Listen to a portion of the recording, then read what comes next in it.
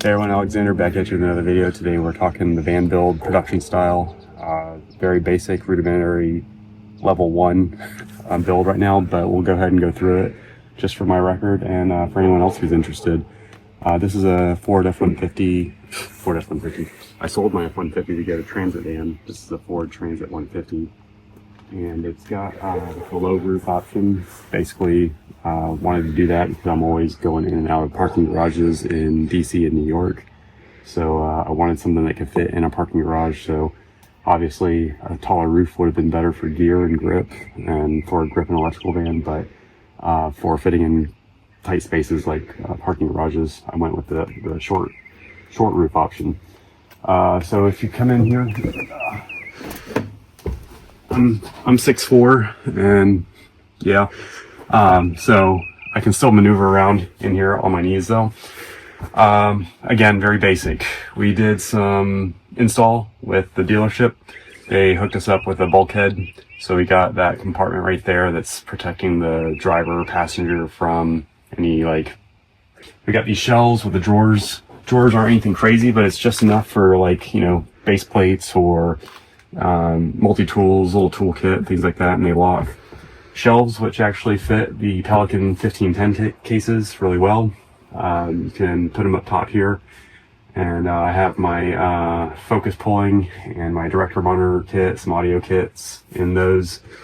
Tube lights are up here. I have two 4-foots, two 2-foots, and I have my two Aperture 300 watts. I have 4-foot and 8-foot scrim. And I have some additional 2-foot, 2-foot dome diffusers that I'll put in here as well. Tripod for the director's monitor, and follow focus, just barn doors for a light. And then we'll have the C-stands, 6 impact C-stands right here that'll be living there, and then I'll ratchet strap them right there. In a perfect world, when I can afford it, I will get a cart, and I know that doesn't sound like a lot of money, but a production cart is a good one, is a good bit of money, looking at like at least $1,500, but probably more like $3,000. Then I'll have attached to that an additional client monitor, things of that nature. But you can build out that cart prior to a job and then just ramp it off your van, so you're ready to go for, like, say like a corporate interview. Build that cart for that job and roll it out to the job once you're parked. I also installed additional lighting, and then back here is, if you get the power inverter, and we got 1500 watt, so you could even power the 1200 watt light if you wanted to, right out the door here. But the idea is to have a little charging station up here for local shoots while we're on the go or doing some interviews at a remote location.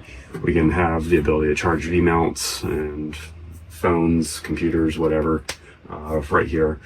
So that's that's the basic configuration right now.